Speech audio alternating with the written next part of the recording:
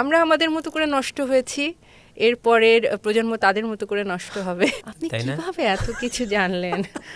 আমি আমার মাকে বলেছিলাম যে আমি তোমাদের কাছে ফিরতে চাই, তো আমার মা বলেছিল তুমি আগে নিজের কাছে ফিরো। বটবৃক্ষের মতন, ছায়া বৃক্ষের মতন ফয়জুল ইসলাম আমার জীবনে আছেন।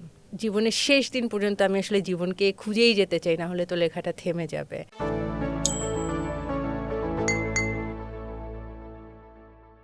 প্রিয় দর্শক, আমন্ত্রণ জানাচ্ছি লাইট টকের আরও একটি নতুন পর্বে। আজকে আমাদের অতিথি কথা সাহিত্যিক কিজি তাহানিন। কিজি তাহানিন, আপনাকে আমন্ত্রণ জানাচ্ছি আমাদের অনুষ্ঠানে।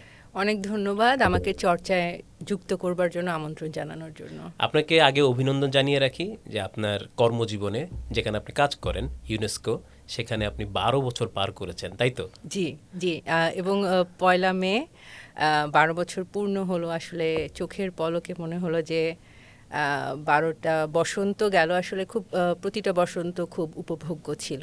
আপনি 90-এর দশকের মানুষ, আমার মনে হলো যে আমিও যেহেতু 90-এর দশকের মানুষ, আমরা আগে একটু 90 দশক নিয়ে একটু আলাপ শেষ করে নিই, তারপরে আমরা অন্যান্য প্রসঙ্গে যাব। তো 90-এর দশককে আপনি নিশ্চয়ই এখনো মিস করেন? আমি আসলে 90 দশককে মিস করি কিনা জানি না, আমি 90 দশককে ধারণ করি। আমি কিন্তু খুব বর্তমানে থাকা মানুষ, মানে আমি অতীতকে আশ্রয় করে বর্তমানকে খারিজ করে দেই না, কিন্তু একই সাথে আমি অতীত খুঁড়ে, অতীত সেচে সেই মুহূর্তগুলো নিয়ে আসি যেটা আমাকে সমৃদ্ধ করে। সেটা আনন্দের স্মৃতি, সেটা বেদনার স্মৃতি। তো যেই সময়টা আসলে আমাদের বেড়ে ওঠা, 90 দশকে আমরা কিশোর থেকে তরুণ হলাম, সেটাকে আসলে পুঁজি করে সেটার যে চারা গাছটা, ওটাকে বপন করেই তো আজকে এই বয়সে এসে পৌঁছলাম।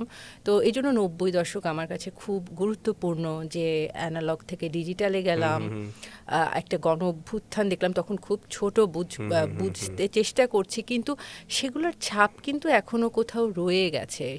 সেই সময় যে বৃষ্টির ঘ্রাণ, সেই সময় লোডশেডিং, সেই সময় সাহিত্য চর্চা, সেই সময় বাংলা ব্যান্ড এবং গান, এবং বাংলাদেশ টেলিভিশনের যে অবদান এবং বইকে আশ্রয় করে যে বিনোদন, সেটাই তো আমাকে গড়ে তুলেছে আজকে। রাইট।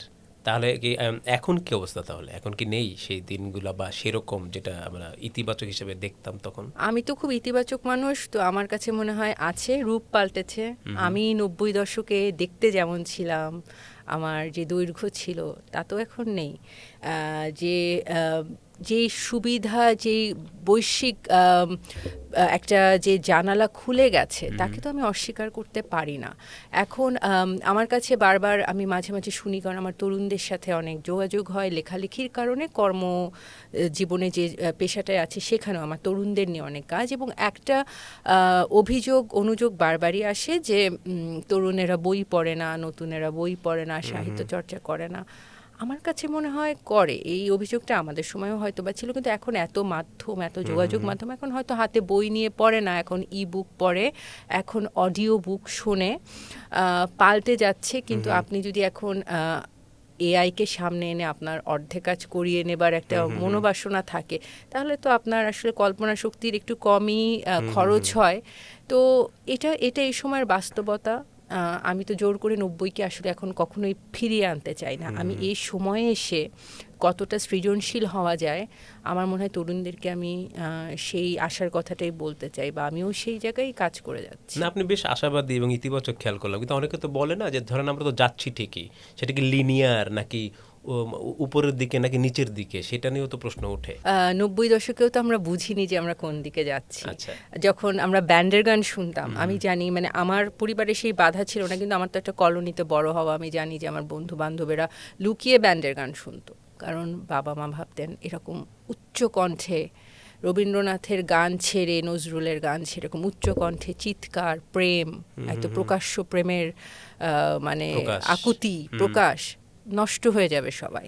হ্যাঁ, তখন তো আমরা আমাদের মতো করে নষ্ট হয়েছি, এরপরের প্রজন্ম তাদের মতো করে নষ্ট হবে যদি হয় আর কি। যদি হয়, মানে নষ্ট আপনি হওয়াটা তো খুব কলোনির- আপেক্ষিক। রাইট রাইট, কলোনির কথা বলছিলেন, তো আমার কাছে বারবার মনে হয়েছে যে এই যে আপনার যে উপন্যাস চনরকি, জি। সেটা থেকে এই যে ময়ূর কলোনি, এটা তো সেই কলোনি আমার কাছে মনে হয়েছে এটা আসলে, সেই তাই না? কলোনি, জি। এবং আপনারও তো দুই বোনই। আমরা দুই বোন, রাইট। হ্যাঁ, এবং এটা নিয়ে বড়ই বিপাকে এটা পড়েছি। এটা কেন বললাম দর্শক, কারণ হলো এই পুরো উপন্যাসটার প্রেক্ষাপট কিন্তু 90-এর দশক একদম গোড়ার দিক থেকে শুরু হয়, এই জন্য আমি এটা প্রশ্নটা করলাম। না, এটা খুবই প্রাসঙ্গিক এবং ধন্যবাদ আপনি প্রশ্নটা করলেন, কারণ আমি বড়ই বিপাকে পড়ি এবং পড়ছি। চনরকি আসলে আমি যেটা আমি খুবই কৃতজ্ঞ পাঠকদের কাছে, বাতিঘরের কাছে, তারা যত্ন করে করেছেন এবং পাঠকরা পড়ছেন, কারণ উপন্যাসের একটা চাহিদা ছোট গল্পের চাহিদার চেয়ে বেশি। এবং আমি ভেবেছিলাম যে আমার গল্পের পাঠকেরা 90 দশকের হবে, আমার প্রজন্মের মানুষজন বা আমার অগ্রজেরা। আমার চনরকির পাঠকেরা আসলে খুব নতুনেরা, যারা আসলে 90 দশক দেখেনি, এবং আমি যে বইয়ের রিভিউগুলো পাই বিভিন্ন পেজে, তাদের আমি চিনি না, এবং তাদের কথোপকথনের ইয়েটা হচ্ছে 90 দশককে ফিরিয়ে আনলাম। এখন তারা সবসময় ভাবে যেহেতু এটা আমি নিজের বয়ানে লিখেছি, এবং বাস্তব জীবনে আমরা দুই বোন, এবং আমি সেই কলোনিতে বাস করেছি, Right, এবং সরকারি সরকারি কর্মকর্তা কর্মকর্তা বাবা, যে এটা মনে হয় আমার গল্প। এটা একটা ভালো সুযোগ, আমি বলি এটা আমার গল্প না। হ্যাঁ, আমার নামের সাথেও প্রোটাগনিস্টের চরিত্রের নামের মিল আছে।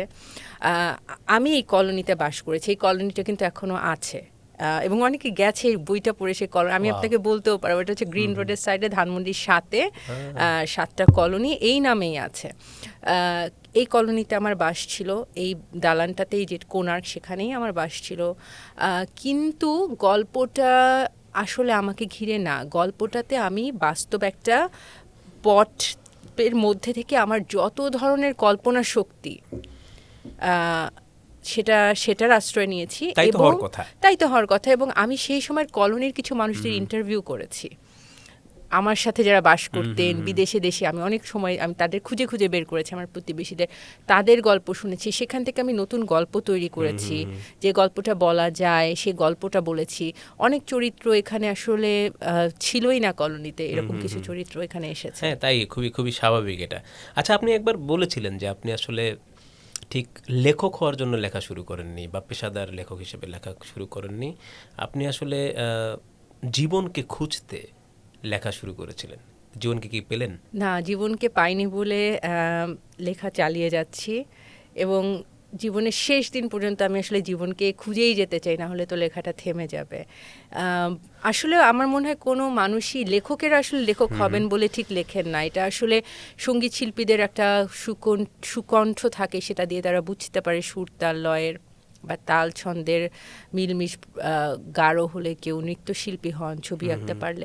আমার কোনো ধরনের এ ধরনের গুণ নিয়ে আমি পৃথিবীতে আসিনি। আমার বেসুরা, আমার নাচের ক্ষেত্রে আমি চেষ্টা করেছি, কিন্তু ছবি আঁকলে আসলে পাশে লিখে দিতে হয়, এটা এঁকেছি করতে করতে। কিন্তু আমি বই পড়তাম অনেক, বইটা আমার কল্পনার জগৎকে আসলে খুবই প্রসারিত করেছে, এবং ওই সময় সবাই পড়তাম, পড়তে পড়তে ডায়েরি লিখতাম। তো সেটুকুই ছিল, এবং আমার আশেপাশের মানুষ বলতো লেখার হাত ভালো। আমি ভিকারনাস নুন স্কুল অ্যান্ড কলেজে পড়ছি, ওখানে আমাদের ম্যাগাজিন হতো সাহিত্য ভিত্তিক, সেখানে বছরে একবার লিখতাম। দেয়াল পত্রিকা করতাম কলেজে, সম্পাদনার কাজ করতাম। কিন্তু এভাবে লেখালেখিটা কিন্তু কোনো দিন আমি আসলে ভাবিনি। জীবনের একটা মুহূর্তে এসে আসলে একটা বন্ধুর পথের মধ্যে আমি যখন দাঁড়িয়ে আছি, বাট কঠিন সময় জীবনে, আমি আমার মাকে বলেছিলাম যে আমি তোমাদের কাছে ফিরতে চাই। তো আমার মা বলেছিল তুমি আগে নিজের কাছে ফিরো। বাহ। তো আমি নিজের কাছে ফিরবার পন্থা হিসেবে আমি যে কবে লেখাকে বেছে নিলাম, সেটা আসলে শুধু নিজের জন্য লেখা ছিল। তারপর পত্রপত্রিকা, ওই ফেসবুক নোটস লিখতাম মাঝে মাঝে, নিজের কিছু ভাবনা তারা চাইলো, সেভাবে কিন্তু আমার লেখা। আমি কখনো আসলে কোথাও যেয়ে বলাই হয়নি যে আমি লেখক হতে চাই। আমি সম্প্রতি আপনার একটা গল্পের বই একটানা পড়ে শেষ করলাম, মশলার কৌটা। তো সেই গল্পগুলো পড়ে আমি একটু অবাকই হয়েছি, এই কারণে যে এত গোছানো, এত প্রস্তুতি নিয়ে লেখা আমি মানে খুব কমই দেখেছি, অন্তত এই বয়সে যারা লেখেন।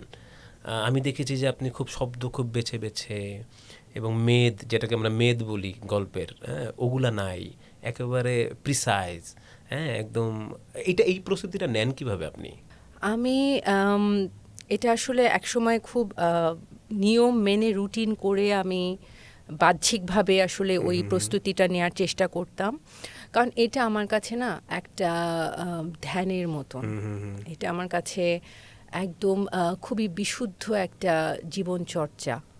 তো আমি সেটা ততদিনই করব যতদিন আমি সেটার প্রতি সৎ থাকতে পারি। তো আমি একটা চাকরি করি, প্রথমেই আপনি যেটার কথা উল্লেখ করছিলেন, সেখানে আমার একটা আসলে খুব বড় একটা উল্লেখযোগ্য সময় দিতে হয়, কিন্তু কাজটার আবার আনন্দ হচ্ছে যে আমি আমার নিজের জন্য কিছু সময় বের করে নিতে পারি ছুটির দিনে, এবং অনেক সময় সেই সময়টা আমি আসলে কাগজে কলমে মস্তিষ্কে সাদা ইয়েতে এঁকে এঁকে রাখি আসলে আমি কি লিখবো, এবং যে গল্পটা আমি মনে করি আমি আনন্দ পেলাম না লিখে, সেটা আমি কোথাও প্রকাশ করি না। তো আমি খুব সময় দিই, আমার কাছে লেখা একটা মাটি কাটার মতন একটা শ্রমের ব্যাপার, এবং আমি এই জন্য হয়তো গোছানো কিনা জানি না, কিন্তু আমি চেষ্টা করি যে সেই গল্পটা যদি আমার মানে আমি নিজে সন্তুষ্টি আমার না হয়, যুক্তির বোঝাপড়া না হয়, আমি সেটা প্রকাশ করি এই না। জন্যই বোধহয় আপনার এক একটা বই 2 বছর 4 বছরে লেগে যায় এক একটা বই আসতে। বই করতে হয়, কিন্তু পরপর অনেকগুলো বই এসছে, সবাই ভাবে আমি খুব নিয়মিত না, লিখি। আগে আমি জানি যে আপনার এটা হ্যাঁ, অনেক আগে থেকে এটা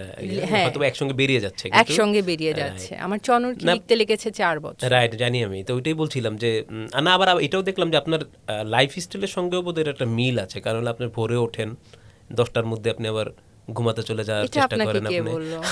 আমি যখন যার সঙ্গে কথা বলি তার সঙ্গে জেনে আচ্ছা। বসার চেষ্টা করি। জি। তো ওইটারও বোধহয় একটা ছাপ আপনার ওই লেখালেখির মধ্যে আমি অন্তত পেয়েছি, যেহেতু আমি পড়েছি, এই জন্য বললাম। আপনার সঙ্গে আমার আরও বেশ কয়েকটা জায়গায় মিল আমি পেয়েছি, সেই মিল থেকেই আমরা একটা আলোচনায় ঢুকবো জি। এখন। একটা হলো 80-র দশক, আরেকটা হলো আপনিও ঢাকার আমিও ঢাকার, এরকম আরও বেশ কয়েক মিল তো আছে, লিখি, আমিও লিখি, লেখার চেষ্টা করি। জি।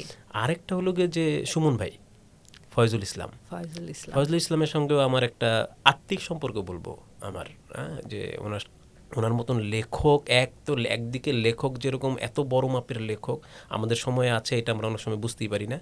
আরেকটা হলো যে মানুষ হিসেবেও অসামান্য মানুষ। আপনিও তো তার সান্নিধ্য পেয়েছেন, কেমন দেখলেন আমাদের সুমন ভাইকে, যিনি প্রয়াত হয়েছেন, যেটা অত্যন্ত দুঃখের, কষ্টের।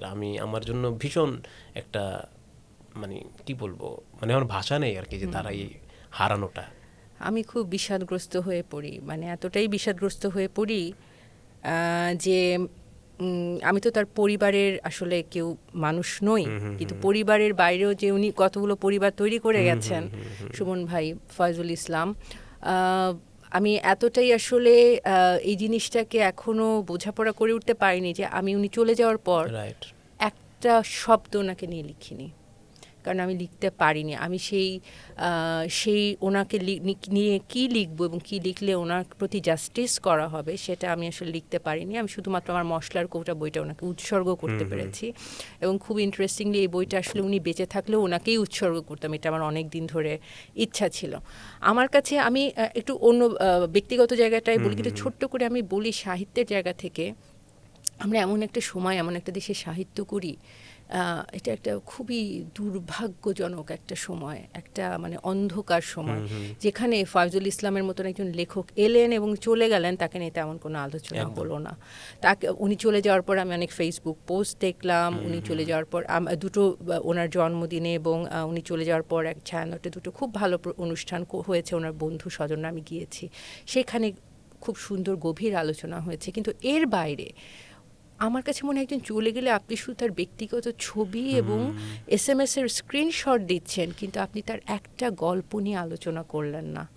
আপনি বললেন না যে ওনার আসলে অবদানটা কি, উনি কি করতে পারতেন, কি করা হলো না। তো সেই জায়গাটায় একটা ঘাটতি রয়ে গেল।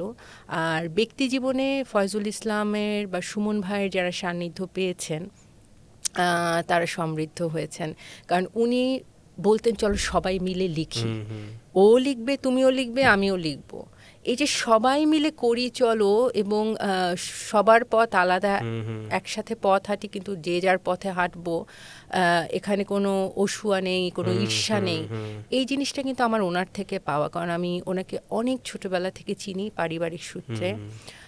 ওনার সর্বকনিষ্ঠ যে বোন, সে আমার খুবই প্রাণের বন্ধু, সেই হিসাবে আমি ওনাকে বড় ভাই হিসেবে চিনতাম, এবং সাহিত্য জগতে প্রবেশ করবার পর দেখলাম যে এখানে বটবৃক্ষের মতন, ছায়াবৃক্ষের মতন ফয়জুল ইসলাম আমার জীবনে আছেন।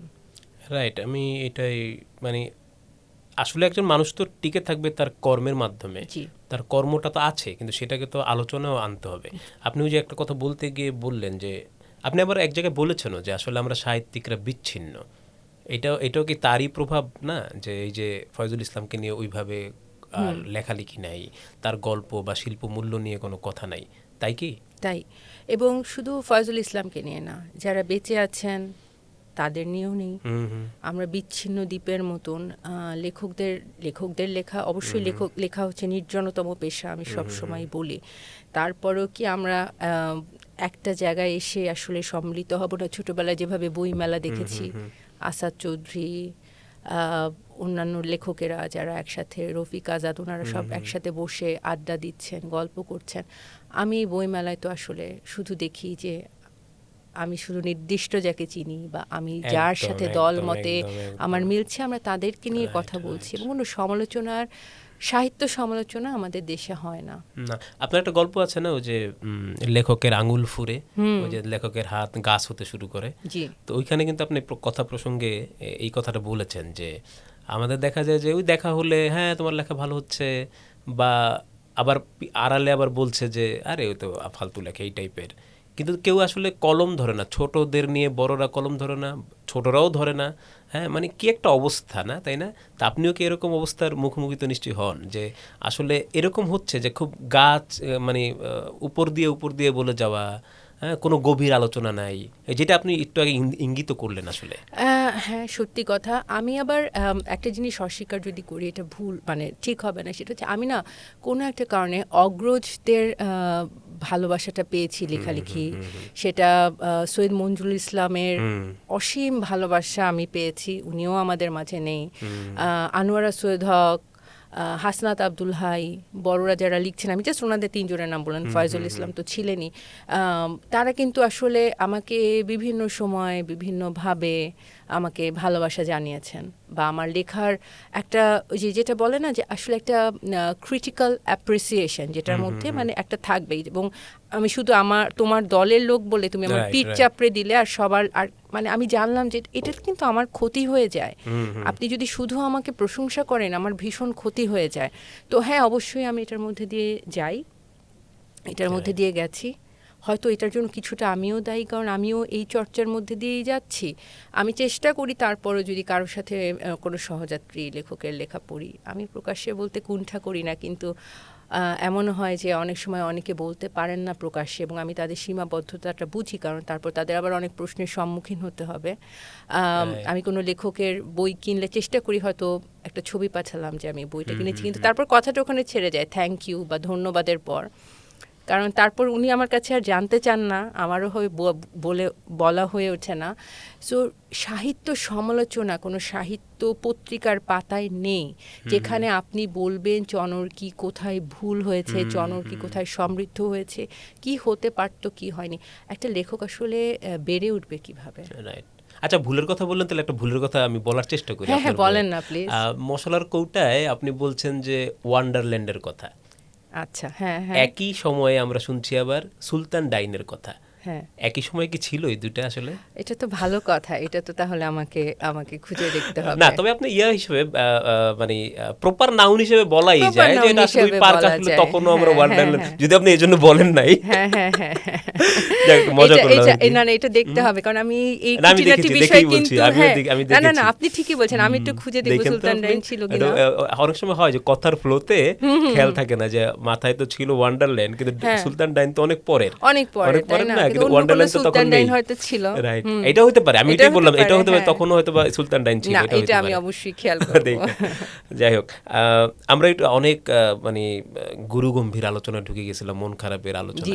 আমরা একটু ফিরি আপনার আনন্দের জায়গায়। আপনি সমকাল ব্র্যাক সাহিত্য পুরস্কার পেলেন আপনার বুধ গ্রহে চাঁদ উঠেছে বইয়ের জন্য। আপনি বলেছেন যে আপনি এই বইয়ে আপনি নিজেকে ভাঙার চেষ্টা করেছেন, অনেকভাবে ভাঙার চেষ্টা করে। এই ভাঙাটা কি? এই ভাঙাটা হচ্ছে যে এর আগে আমার প্রথম গল্পগ্রন্থটা আসলে অনেক বছর ধরে লেখা হয়েছে, যখন লেখা শুরু করছি 5-6 বছর ধরে, তারপর প্রথম বই বের হলো। সেখানে তো আমি আসলে লেখক হিসেবে তখনও আমি জানি না যে আমি কোন জায়গাটায় অবস্থান করছি। পত্রপত্রিকার কিছু লেখা বা আমার কিছু পাঠক তৈরি হয়েছে। তারপরের বইটাও আসলে একদমই অন্য অন্য ধারার লেখা, এটাকে ছোট গল্প বলা যায় না, আছে এবং নাই। সেটা 18টা ছোট গল্প নিয়ে একটা বা ওটাকে সমগ্র করলে একটা উপন্যাসের মতো হয়। কিন্তু বুধ গ্রহে হলো কি, আমি চরিত্র নিয়ে খেলা শুরু করলাম।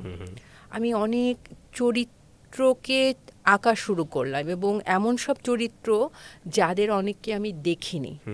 এখন অনেক আমি যা দেখি, আমি শুধু তা লিখবো বলে লেখক হতে আসিনি, যে লেখক হয়েই গেলাম। যা দেখিনি বা দেখেছি তার মাঝামাঝিও আমি থাকতে চাই বা তাকে অতিক্রমও করতে চাই।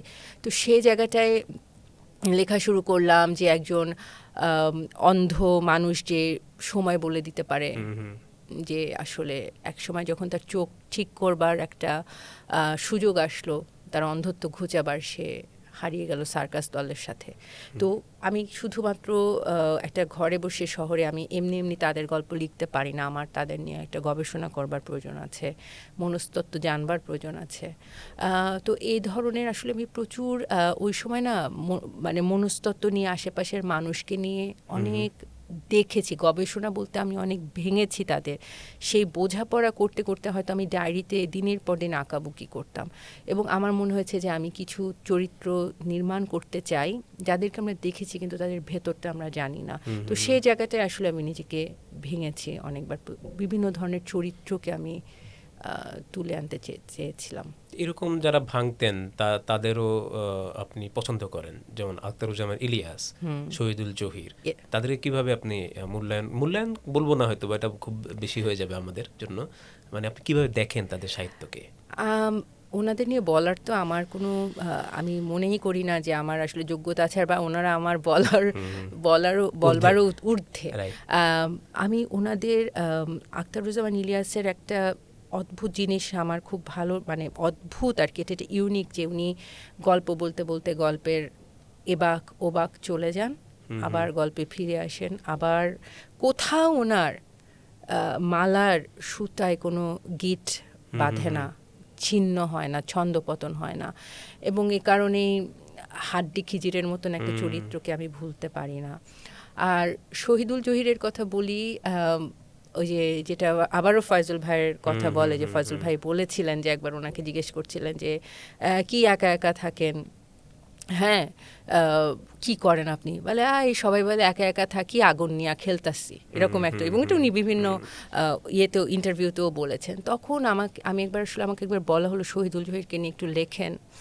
আমি শহীদুল জহিরকে আরও গভীরভাবে লিখবার জন্য যে আবার পড়াশোনা করাটা, ওনার ছোট গল্প কিছু বেছে নিলাম, চতুর্থ মাত্রা এবং ওই যে আগারগাঁও কলোনিতে নয়নতারা ফুল নেই কেন, ওরা ওই দুটো গল্প। এবং আমি দেখলাম যে একাকিত্বকে, এই যে বিষাদের আমাদের সমাজে উনি সেলিব্রেট করেছেন। উনি দেখিয়েছেন যে একাকিত্ব বা একাকিত্বকে উনি কোনো অন্ধকারে ফেলেননি, দেখিয়েছেন তার বিভিন্ন রং বৈচিত্র্য।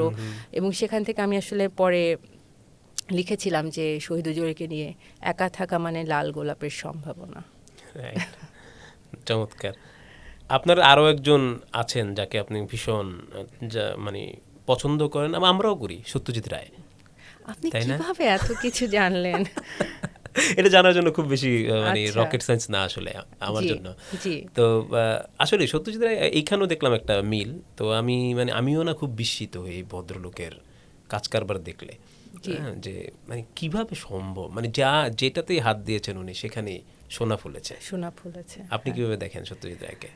আমি আসলে উনি আমার জীবনে না আসলে, ওনার বাবা আমার জীবনে না আসলে, ওনার দাদা আমার জীবনে না আসলে আমি হয়তো লেখক হতাম না। আপনি উপেন্দ্র কিশোরের ছোট গল্প পড়েছি, সুকুমার রায় পড়েছি, পাগলা দাশু পড়েছি। পাগলা দাশুকে নিয়ে ভাবতাম, হ্যাঁ পাগলা দাশু হতে চাইতাম। তারপর তো সত্যজিৎ রায় আমার হাতে এসে পৌঁছালো এবং আমি আসলে এত মুগ্ধতা আমার কিন্তু আর কারোর প্রতি জন্মায়নি। ওনাকে আমার কাছে মনে হয়েছে যে উনি একজন অসাধারণ গল্প বলিয়ে, এটাই, উনি গল্পের প্রতি খুব সৎ ছিলেন। চলচ্চিত্র বলেন, ছবি আঁকা বলেন, যে ছোট ওনার কিছু দুর্দান্ত ছোট গল্প আছে যেগুলো আমরা ফেলুদা নিয়ে বেশি কথা বলি। ওনার একটা গল্প আছে অনুকূল, যেটাতে একটা বাড়ির ভৃত্য হচ্ছে একটা রোবট এবং মালিক উনি অকৃতদার এবং ভৃত্যর সেই সম্পর্কটা নিয়ে কোন সময় লিখেছেন এবং কি প্রাসঙ্গিক।